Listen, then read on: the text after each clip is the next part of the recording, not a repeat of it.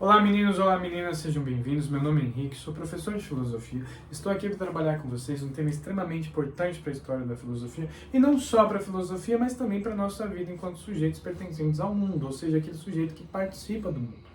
Antes de mais nada, já adianto que o tema da aula de hoje é a ética. E para que a gente possa trabalhar esse tema com maior lucidez, ou seja, com maior esclarecimento, eu gostaria de trazer para vocês a habilidade da aula de hoje. Essa habilidade consiste em analisar os fundamentos da ética em diferentes tempos, culturas e espaços, identificando os processos que vão contribuir para a formação do sujeito ético, ou seja, a minha e a sua formação, que valorizem a liberdade, a cooperação, a autonomia, o empreendedorismo, a convivência democrática e, por fim, não menos importante, a solidariedade. Então aí do fundo você já deve estar levantando a mão querendo saber o que é ética. E eu já adianto para vocês que a ética é uma reflexão filosófica sobre as nossas ações, sobre como devemos agir no mundo.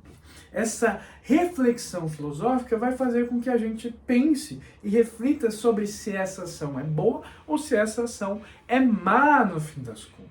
E aí você, também curioso pelo despertar filosófico, pergunta: professor, qual é a diferença aí, porque eu estou vendo no seu slide que tem ética e moral, qual é a diferença desses dois elementos? Eu respondo para vocês que aqui ética e moral a gente vai trabalhar como sinônimos, entendendo que a palavra ética ela vem do grego e a palavra moral vem do latim. Então, nesse contexto, as duas têm o mesmo significado. E a gente deve entender que a ética, ela é, no fim das contas, uma régua usada para avaliar se a nossa ação ela é boa ou má.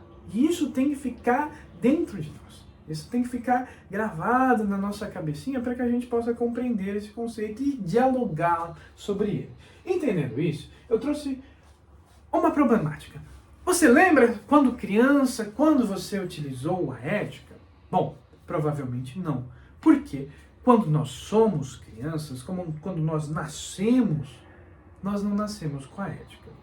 A ética é uma construção que se dá pelo nosso contexto, ou seja, pela nossa família, pela nossa escola, pela igreja que a gente pertence, pela religião que a nossa família faz parte. Então, toda essa construção do seu contexto histórico é que vão dizer para você, é que vai colocar em você valores. E a partir desses valores você vai fazer reflexões filosóficas sobre determinada ação.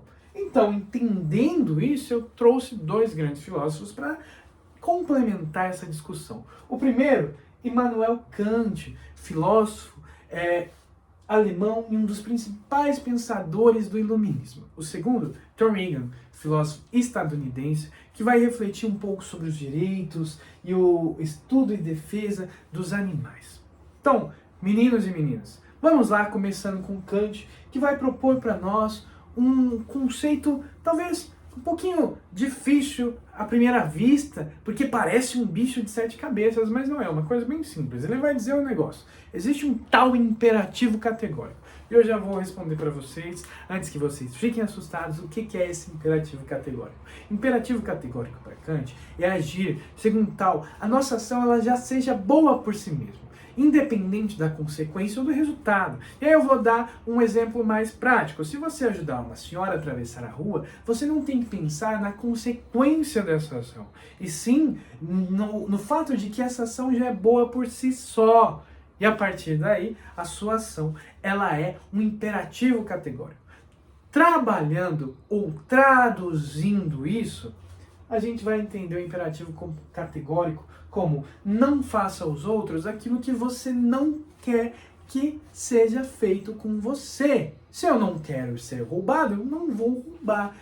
E aí você me pergunta: tá, professor, se a ética de Kant ela é uma ética na qual a gente deve agir porque não podemos agir de outro modo, porque queremos que ela se torne algo universal, que sirva para todos, onde está a liberdade? E aí eu respondo para vocês, né? Porque justamente naquela habilidade que a gente trouxe na aula de hoje, a liberdade e a autonomia, elas andam lado a lado. E para que a gente possa entender isso, Kant vai dizer assim: enquanto nós somos sujeitos que dependem de uma racionalidade, que precisam de uma racionalidade para existir no mundo, e que vão utilizar o imperativo categórico para se valer desse processo, ou seja, enquanto o sujeito ele vai se utilizar da razão para escolher se uma ação é boa ou má, ele está sendo livre, porque ele tomou aquela decisão a partir dos seus próprios critérios de racionalidade. E aí é que entra o nosso segundo filósofo, ou seja, Tom Regan, que vai discutir um pouquinho sobre a ética dos animais. Se a gente considerar seres éticos apenas aqueles que têm racionalidade, a gente vai ter um grande problema, não só para os animais, mas também para a humanidade. Por quê? Porque Tom Regan vai resgatar a questão de que os animais, por mais que eles não tenham racionalidade, eles precisam ser respeitados, porque eles são seres que sentem dor, que são capazes de sofrer, e a partir desse sofrimento, eles devem ser considerados seres que devem ter aí uma ética para ser respeitada. Porque se a gente respeita só os seres que são racionais, a gente vai deixar de lado os seres que são irracionais, então a gente vai ter um grande problema na população, porque um bebê, no nosso caso, ele às vezes não é racional. Então, Tom Regan resgata esse valor e nos diz sobre a importância de pensar não só em nós, mas no nosso futuro, que é resgatando os animais. E aí a gente tem uma questão, meninos e meninas. Qual desses dois filósofos aqui, Kant ou Tom Regan, vai nos proporcionar uma ética universal? Se você respondeu Kant, parabéns, você está correto. Tá? E a gente vai chegando e caminhando aqui para o final da nossa aula, onde eu deixo 2 QR Codes, o da nossa aula, com todo esse material, e um QR Code do questionário, qual você vai refletir sobre a aula de hoje. Muito obrigado!